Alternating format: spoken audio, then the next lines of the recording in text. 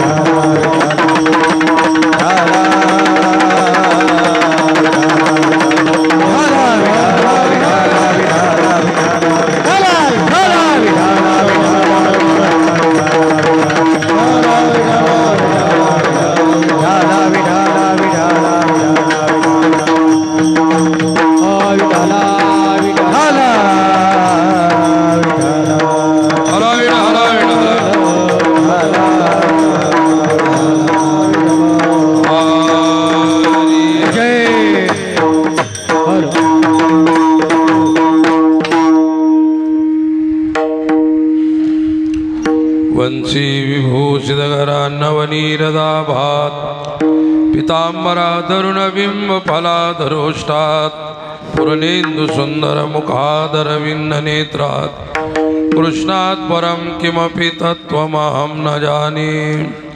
समचरण सरोजं सान्द्रनीलाम्बुदाभं, जघननिहितपाणिं मण्डनं मण्डनानां, तरुण तुलसीमाला कंदरं कंजनेत्रं, सदय धवलहासं विठ्ठलं चिंत पांडुरंगाको प्रथम नमन, पांडुरंगाको प्रथम पांडुरंगा को प्रथम नमन,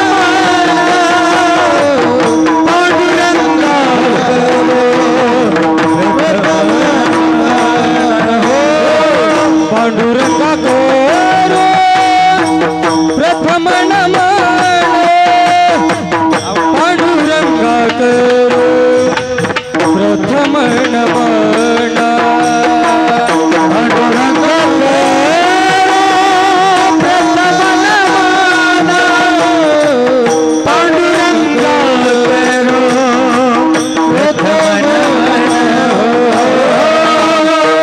दूसरे चरण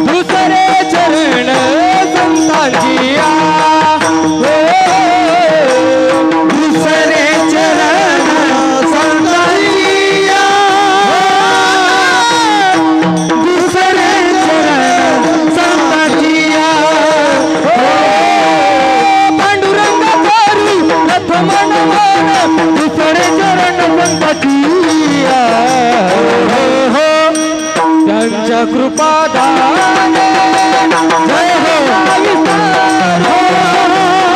कृपादाने कथेचा विस्तारो पंच कृपादाने कथेचा विस्तारो बाबाजी सद्गुरु दास तुका पंच कृपादाने कथेचा विस्तारो बाबाजी सद्गुरु दास तुका पंच कृपादाने कथेचा विस्तारो बाबाजी सद्गुरु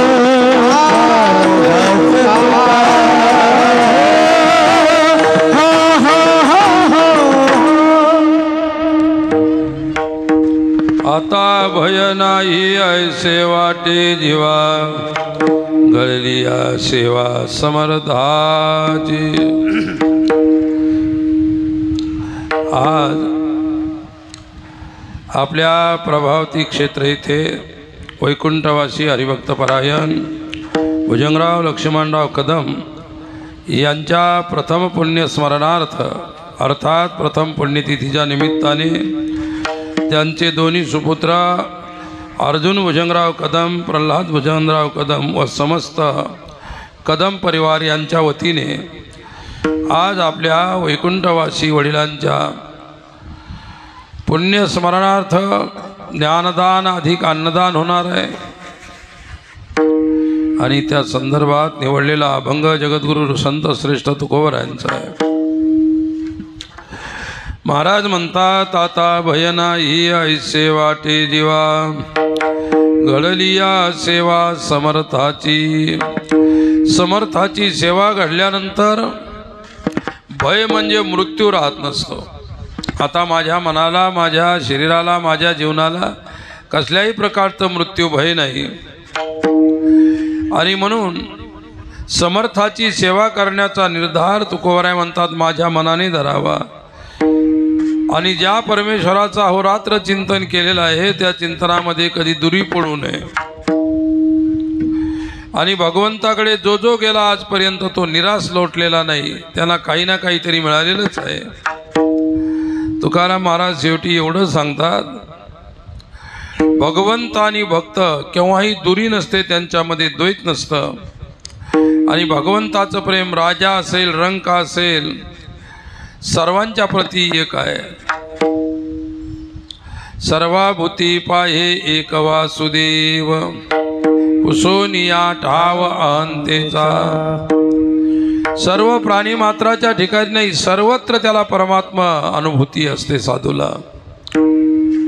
जनिवनी अवघा देवा जनिवनी अवघा वाजने तापुसावा वासने तापुसावा भगवंत वासुदेव भगवंता वासुदेव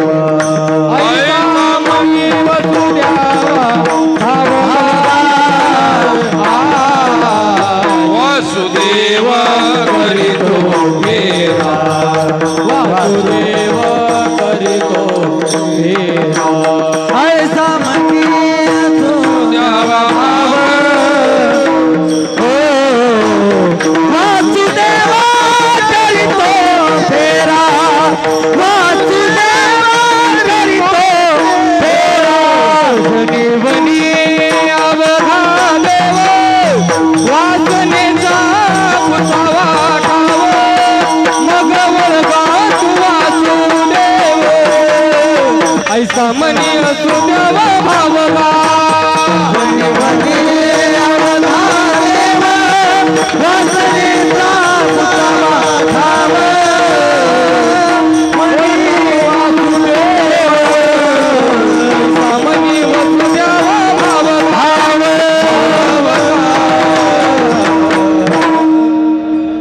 जनिवनी अवघा देव वासनेचा पुसावा ठाव मग ओळगे तो वासुदेवा ऐसा मनी वसुद्यावा भावगा।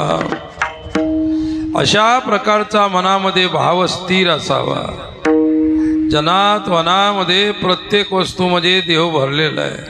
सर्व घटी राम देहा देही एक, सर्व घटी राम देहा देही एक, सर्व घटी राम देहा देही एक,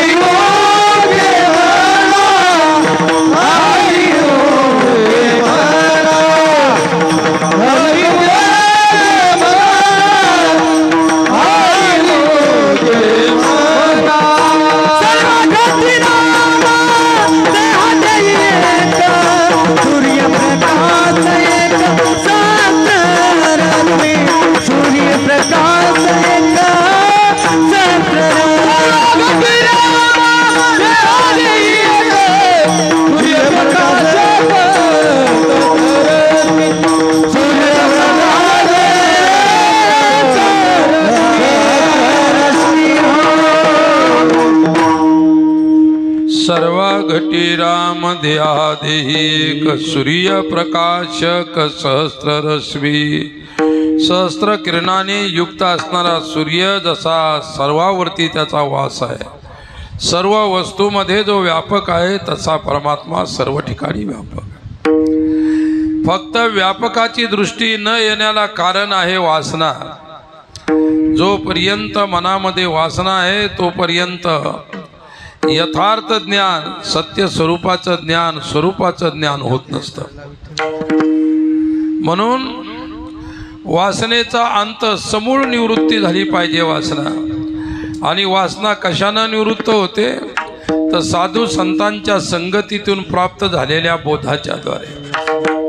काय म्हणून जी वासना आहे, वासना कधी हे नसते, थकत नसते, ती कधी वृद्ध होत नाही। वासना मरणं सुद्धा अवघड आहे। वासना मरते ती फक्त ब्रह्मज्ञानाने मरत असते।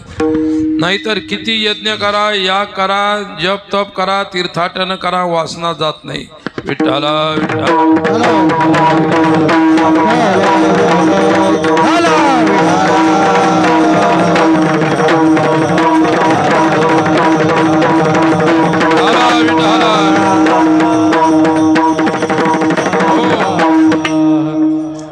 वासनेच्या संगे नको जाऊ माता, वासनेच्या संगे नको जाऊ माता,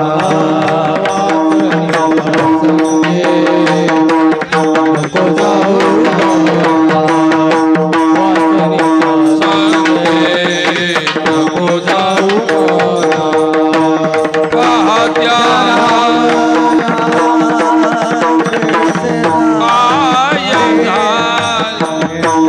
पाहत्या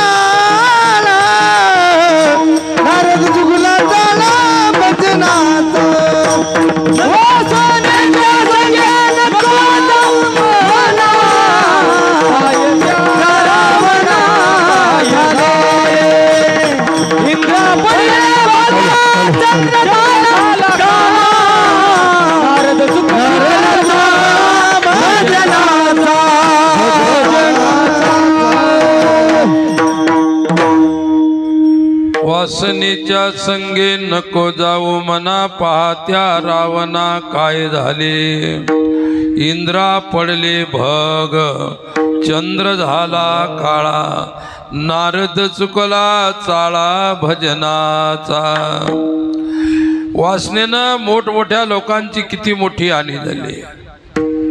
रावणामध्ये काम वासना निर्माण झाली म्हणून त्यानं सीतेचं हरण केलं, आणि सीतेचं हरण केल्यानंतर लंकेमध्ये दिवा राहायला लावायला सुद्धा कोणी राहिला नाही. एवढं मोठं ऐश्वर्य असताना केवळ वासनेनं गमावलं. म्हणून वासनेच्या संगे नको जाऊ म्हणा, पाहत्या रावणा काय झाले.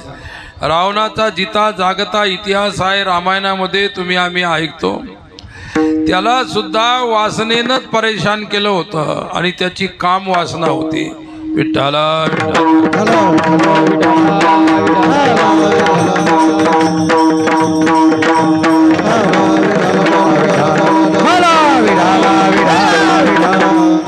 रावण ज्यावेळी लंकेचा राजा होता, त्यावेळी राजा दशरथ एक छोटस बाळ होतं. एवढं आयुष्य त्या रावणाला होतं. रावण कितीतरी लाख वर्ष जगला, परंतु शेवटी निरर्थक जगला. त्याच्या जगण्याला काहीच अर्थ नाही. त्याचा एकच अर्थ आहे की त्याने काम वासना मनात ठेवली. भोगान भुक्ता वयमेव भुक्ता, तपो न तप्ता वयमेव तप्ता, कालो न याता वयमेव यात, तृष्णान जीर्णा वयमेव जीर्णः. तृष्णा म्हणजे वासना कधी जीर्ण होत नाही, मनुष्याचं शरीर जीर्ण होतं. रावणाने सीतेच्या वरती काम वासना ठेवली, तिचं अपहरण केलं. एवढं मोठं ऐश्वर्य, एवढी मोठी सोन्याची लंका, एवढं मोठं त्याचं आयुष्य. केवढं मोठं आयुष्य आहे त्याचं. 14 चौकड्या लंका नाथ, 14 चौकड्या लंका, 14 चौकड्या लंका, 14 चौकड्या लंका, 99 सहस्राया दशरथा, 99 सहस्राया दशरथा, 99 सहस्राया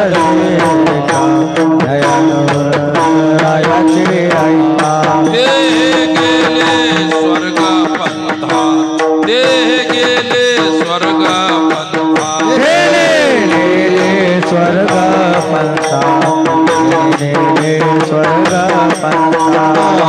मुरलीची काही मागे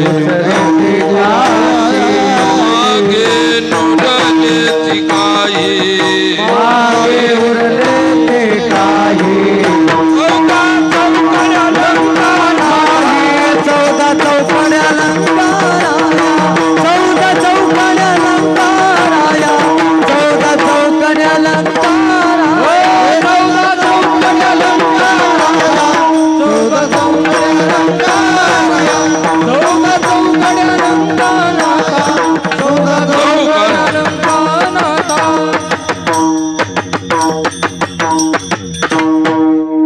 14 चौकड्या लंका नाथा, 99 सहस्त्र राया दशरथा, ते गेले स्वर्ग पंथा, मागे नुरलेची काही. किती आयुष्य होतं रावणाचं. 4 युगाच्या 14 वेळा परिवर्तन म्हणजे चौकडी. 4 युग गेल्यानंतर युगाची एक चौकडी होते, आणि एक कलियुगत नुसतं 4,32,000 आहे. त्याच्या डबल द्वापार युग आहे, त्याच्या डबल त्रेतायुग आहे, त्याच्या डबल सत्ययुग आहे. काय किती युग आहे. आणि तुम्हा आम्हाला तर मुश्किलनं 60-70 वर्षाचा आयुष्य मिळालेलं आहे. नुसतं म्हणतात शतगणिले ते अर्ध रात्र, काय अरे 100 वर्ष राहिलेच कुठे आहे की नाही. तुमचं आयुष्य कशानं कमी केलं? दारूनं. तुमचं आयुष्य दारू मांसाहार, जी माणसं अधिक दारू आणि अधिक मांसाहार करतात, अशाच लोकांना पॅरालिसिस, अशाच लोकांना हार्ट अटॅक, अशाच लोकांना शुगर लवकर होते. बाकीच्यांना होत असेल पण उशिरा होते, पण अशा लोकांचा मृत्यू लवकर असतो, लक्षात ठेवा. अरे दुसऱ्याचं हृदय खाणारे, दुसऱ्याचं मांस खाणारे, दुसऱ्याचं प्राण खाणारे, त्यांचं आयुष्य कधी वाढून असू शकत नाही. 14 चौकड्या लंकानाथ रावणाला आयुष्य होतं आणि फक्त 89 वर्ष फक्त दशरथ राजाला होतं. म्हणजे दशरथ राजाच्या पेक्षा अनंत पटीनं आयुष्य रावणाचं जास्त होतं. दशरथ राजा त्यांच्या पुढे काहीच नव्हता. एवढं आयुष्य काय राहिला का, पण एवढं ऐश्वर्य त्याने भोगलं. लंका सोन्याची भोगली, मंदोदरी सारख्या अनेक स्त्रिया. तरी सुद्धा आपल्या घरी पतिव्रता स्त्री असताना सुद्धा वासना कोणावर ठेवली? सीतेवर ठेवली. आणि सीतेवर वासना ठेवल्यामुळे, वासण्यामुळे रावणाचा अंत झाला. नाहीतर रावण तपस्वी होता. विठ्ठला विठ्ठला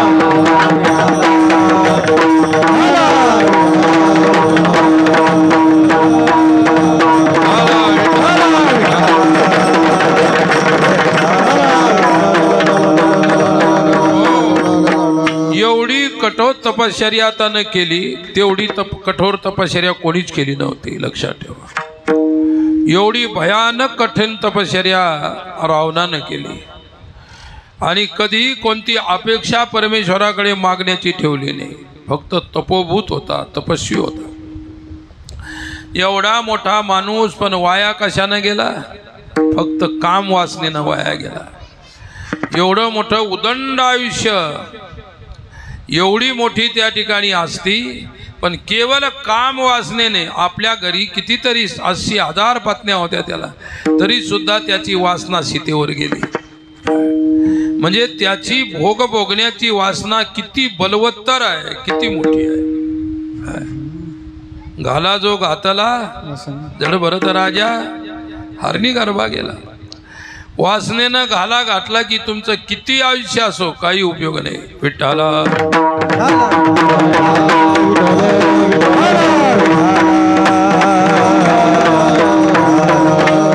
म्हणून तुकोबरायांनी मनाला सावध केलं. वासनेच्या संगे नको जाऊ मना, पहा त्या रावणा काय झाले.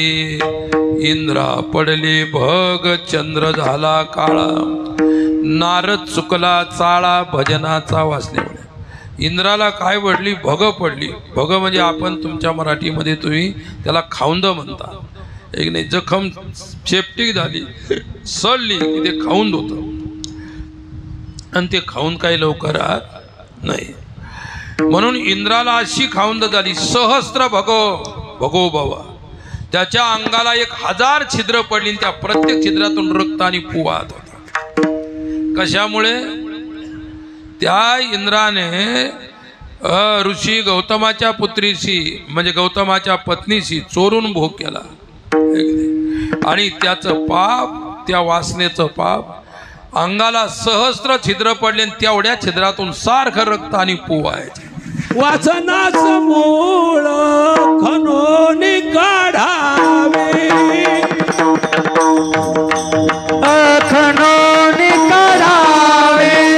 वासनाचं मूळ खणून काढावे, वासनाचं मूळ खणून काढावे.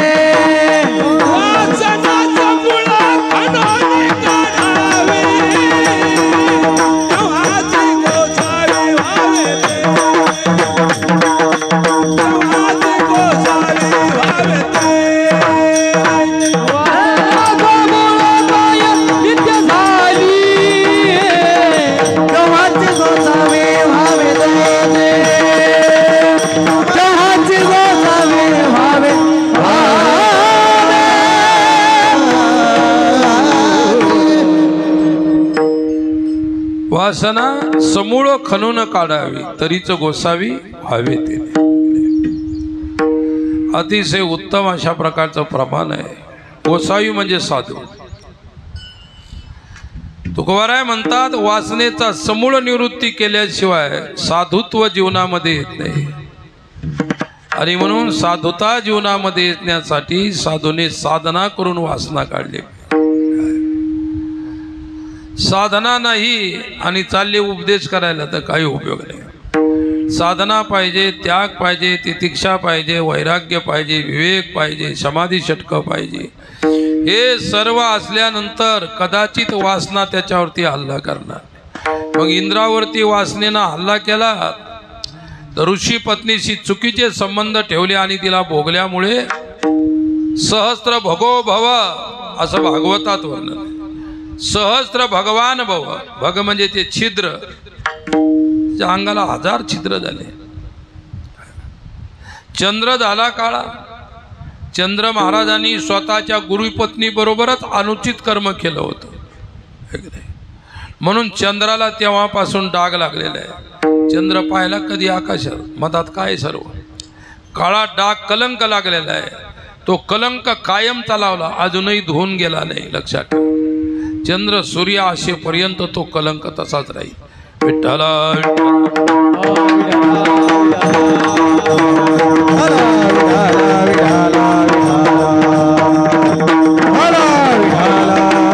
आणि शेवटचं उदाहरण नारद चुकला चाळा भजनाचा.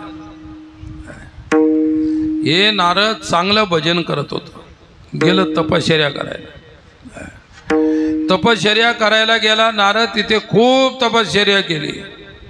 इंद्राला वाटलं की याची तपश्चर्या वाढली तर हा इंद्रपद मागेल.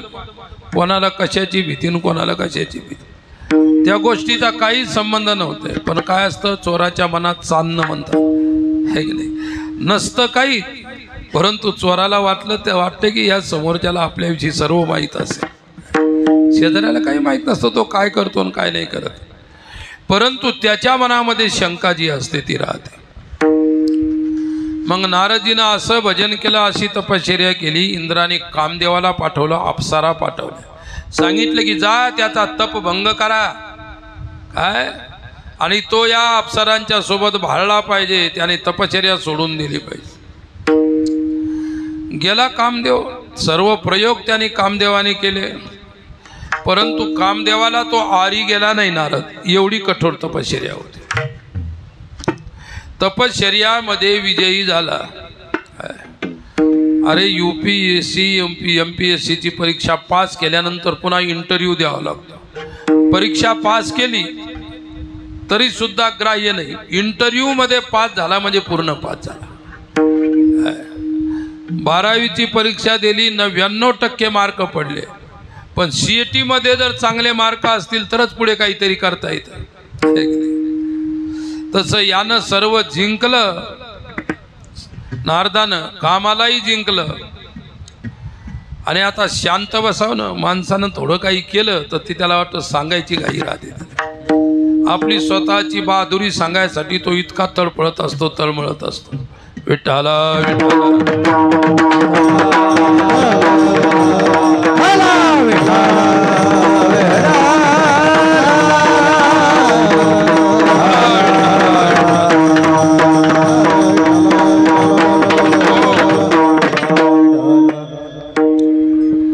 आणि हा तपश्चर्येमध्ये कामाला जिंकल्यामुळे याला एकदम अभिमान झाला. तपाचा अर्थ आहे की अभिमानाची निवृत्ती, अहंकाराची निवृत्ती. हे तपाचं लक्षण आहे. आणि तपश्चर्या करून जर अहंभाव वाढत असेल तर ती तपश्चर्या कसली.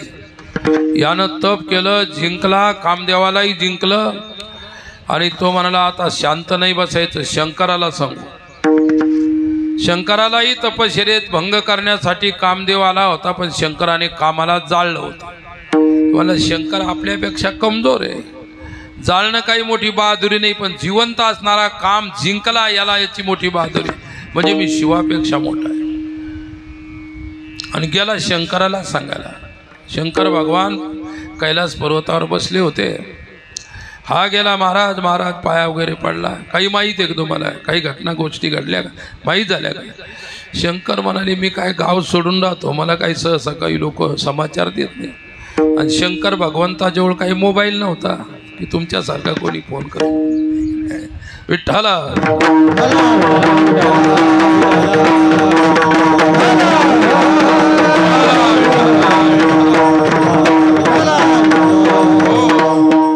शंकर भगवान म्हणे नारदजी तुम्ही फारच खुश आहेत. काय कशाची खुशी आहे सांगूनच टाका ना, काय झालं ते, काय विशेष बहादुरी केली काय? म्हणजे आपल्या पुढं कोणीच नाही जगात. म्हणजे अहो तुम्ही सुद्धा नाही, तुम्हालाही सुद्धा तपश्चर्येत काम आला होता तुमची तपोभंग करण्यासाठी, पण तुम्ही भीतीनं कामालाच जाळलं. पण मी जिवंत जिंकला, जिवंत. शंकरजी म्हणाले फार चांगली गोष्ट केली. कामाला जिंकणं हे खरोखर साधुताची साधूपणाचं लक्षण आहे. परंतु तुम्ही कानाला जिंकलं चांगली गोष्ट आहे. मी भोलेनाथ आहे, मी सहन करून घेतो, माझ्यापर्यंत आले चांगली गोष्ट आहे. पण इथून पुढं गोष्ट पांगू नका. त्याला वाटलं की नारद आपल्या कीर्तीवर जळत आहे, आपला हा भगवान शिव कीर्तीवर जळत आहे आणि म्हणूनच मला सांगतो. नाही नाही मी सांगणारच आहे, जे भेटेल त्याला. शंकर म्हणाले जा सांग, कोणाला सांगायचं पण सांगणं बरोबर नाही. पुढं गेला ब्रह्माजीकडे, त्यांचे पिता आहेत ब्रह्माजी. नारदजीचे कोण आहेत? पिता आहेत. नारद ब्रह्मदेवाचा मानसपुत्र आहे. सांगितलं बाबा फार मोठी घटना जीवनात मी घडवली, पण तुम्हाला कळाली की नाही? म्हणे बाळा माझ्या कानावरच नाही आली, आणि माझ्या पोरानं काही विशेष घडवला असेल तर मलाही आनंदाचीच गोष्ट आहे. विठ्ठला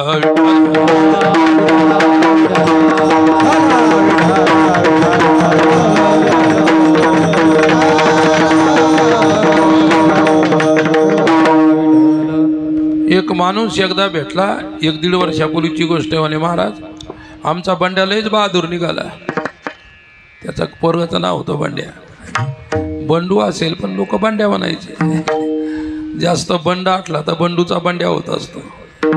काय आमचा बंड्या नाही का फारच चालाक आहे, फारच हुशार आहे. काय विशेषच पोरगा निघाला म्हणजे आपल्या पोटी. मला झालं काय? कमीत कमी रोज 5 लिटर तरी मोटरसायकलचं पेट्रोल आणतो घरी बंड्या. याच्या मोटरसायकलचं काढ, त्याच्या गाडीतलं काढ, त्याच्या गाडीतलं काढ, आणि मस्त आमचं जीवन कुटुंब परिवार मस्त त्याच्या पेट्रोलवरच भागतं सर्व आमचं. आहे की नाही? आमचा बंड्या चांगला आहे की नाही? मी म्हटलं बंड्या 5 लिटर काढतो आणि तू किती काढत होता? आमच्या भागात वेळेत कुठं मोटरसायकली होत्या. अरे डिझेल किंवा पेट्रोल काढणं म्हणजे त्या ठिकाणी हे नाही. तू सुद्धा काही ना काही करामती करतच असेल. जाऊ द्या म्हणे मी सुद्धा करत होतो, पण ते सांगायसारखं नाही. म्हटलं सांगू सुद्धा नको. नाही सांगताही आम्हाला कळालं तू काय करत होता. पोराची प्रशंसा करावी, पण सज्जन पुत्र असेल त्याची प्रशंसा करावी. दुर्जनाची कशाला प्रशंसा करता? मग बंड्याची प्रशंसा करायला पाहिजे त्याच्या बापानं पेट्रोल चोरून आणतो म्हणून. अशा गोष्टी असतात संसारामध्ये. पहा ब्रह्माजीकडे गेला आणि ब्रह्मदेवाला सांगितलं नुसते आमचे वडील झाले, काय कमाई केली तुम्ही?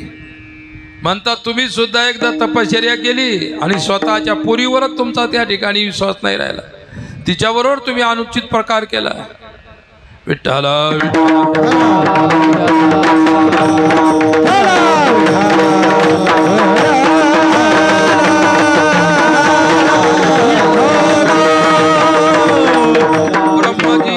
ब्रह्माजी म्हणाले मला सांगितलं बरं केलं, मी तुझा बाप आहे सहन करून घेईल, पण त्या विष्णूला सांगू नको ही गोष्ट. तू केलेली बहादुरी लयाला गेल्याशिवाय राहणार नाही. कारण मला तुझा पुत्र असल्यामुळे अहंकार मी पचवून नेला तुझा, पण विष्णू नाही कोणाचा अहंकार पचवून. आणि सवारी गेली विष्णूकडे.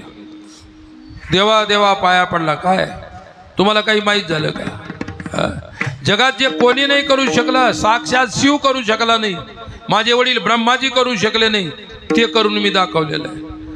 विष्णू भगवान फार हुशार. ते मला फारच चांगलं केलं. तू खरोखर विशेष माणूस आहे, तू फार मोठी गोष्ट आहे. पण त्यांनी काय केलं तू काय केलं नाही? त्यांनी कामाला जिंकलं नाही, मी कामाला जिंकलं. खरोखर भगवंतानी त्याच्या तोंडावरती इतकी प्रशंसा केली. त्याला असं नाही म्हटलं की मला सांगितलं म्हणून कोणाला सांगू नको. विठ्ठला विठ्ठला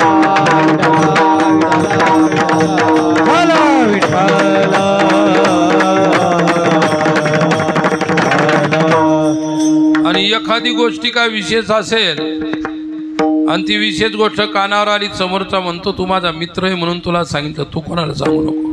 काय तेही त्याच्या मित्राला सांगतं, तेही म्हणतो कोणाला सांगू नको. आणि या कामात बाया जास्त पटाईत. त्याला काय एखादी गोष्ट माहीत झाली आणि दुसऱ्या बाईला सांगते, हे बघ बाई मी तुला सांगते तू शेजारी ने म्हणून, पण दुसऱ्याला कोणाच्या कानावर गेलं नाही पाहिजे.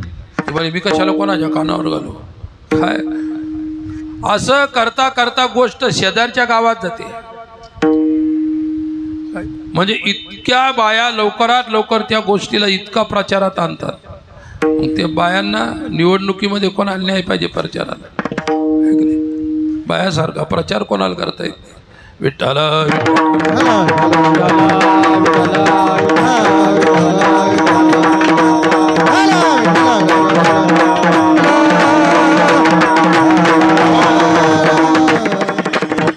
त्याचं एकच कारण आहे की माणसापेक्षा बाईमध्ये इमानदारी जास्त आहे.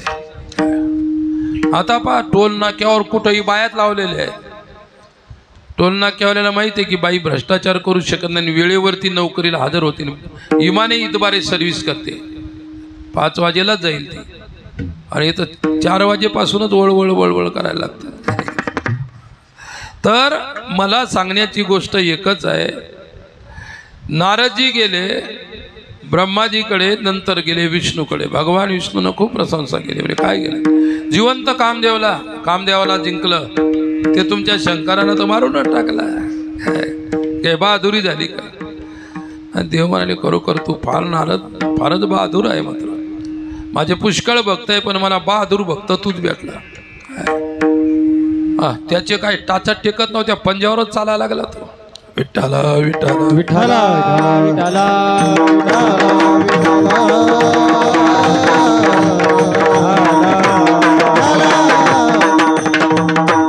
आता निवडून आल्यावर खादी कपड्यावाल्याला पहा, एखादं निवडून आलं त्याचे पाय टेकत नाही जमिनीला, नुसते बोटावरच चालायला लागतं. पुढच्या चालण्याची स्टाईल वगैरे ते वेगळंच असतं सर.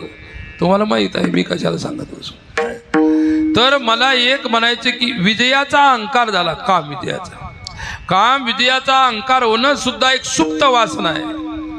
आणि ते गेलं विष्णूकडे. विष्णू भगवान म्हणाले ठीक आहे, मी जिथंही गेलो कीर्तनातून प्रवचनातून तुमचं सांगत जाईल नारदजी, काही हरकत आहे, तुमचा प्रचार मी करत जाईल. विठ्ठला विठ्ठला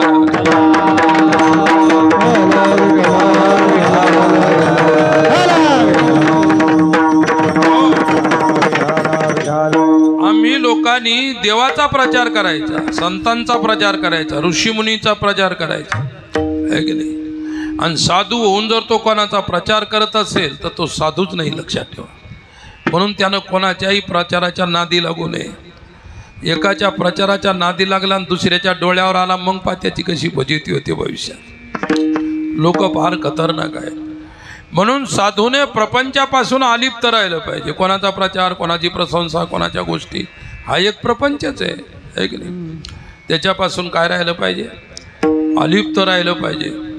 आणि हे इतकं फुगलं त्या अहंकारानं, कोणाला भेटलो कोणाला सांगलं आम्ही काम देऊ आम्ही काम देऊ.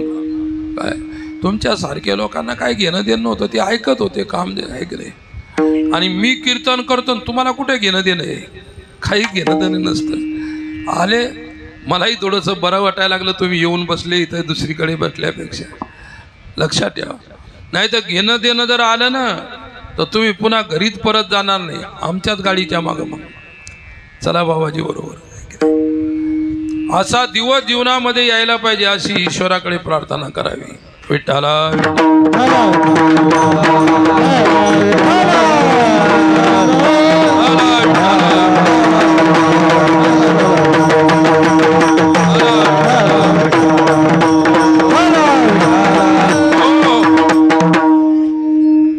काय झालं, स्वामी विवेकानंद एकदा, आता उदाहरण सांगतो, हे नारदाचं उदाहरण लक्षात ठेवा. मी सांगत होतो, मी हे उदाहरण सांगितल्यावर तुम्हाला विचारेल कोणतं उदाहरण चालू होतं. पहा, श्रोता असेल त्याच्या ध्यानात राहतं. ऐन वेळेवरती येतात त्यांनाच पाहुणे म्हणतात. कीर्तनासाठी येतात त्यांना भक्तही म्हणतात आणि पाहुणे म्हणतात. आणि कीर्तन संपायच्या टायमावर लागले पिशव्या घेऊन यायला समजायचं काय पाहुणे आले आता. विठ्ठल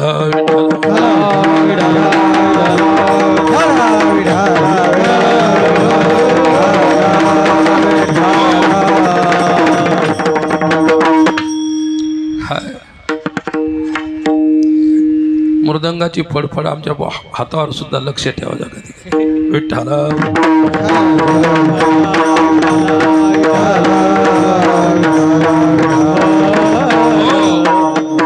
कारण दोघालाही वाजवायला खूप मजा वाटून राहिली बरं असं वाटतंय. दोघंही खुश आहेत विचारे खुश जरूर. पहा परिस्थिती अशी आहे. विवेकानंद त्यांच्या जीवनातली एक छोटीशी घटना. प्रशंसा असते आदर असतो काय हे सर्व गोष्टी स्वागत सत्कार असतो आपण करत असतो आपल्या जीवनामध्ये. एकमेकाच्या जीवनामध्ये आपण करत असतो. त्याने आपल्याला सत्कार केला तर आपल्या घरी आल्यानंतर आपणही त्याचा संस्कार काय. गेशी तेव्हा देशी ऐसा अससी तो भगवंत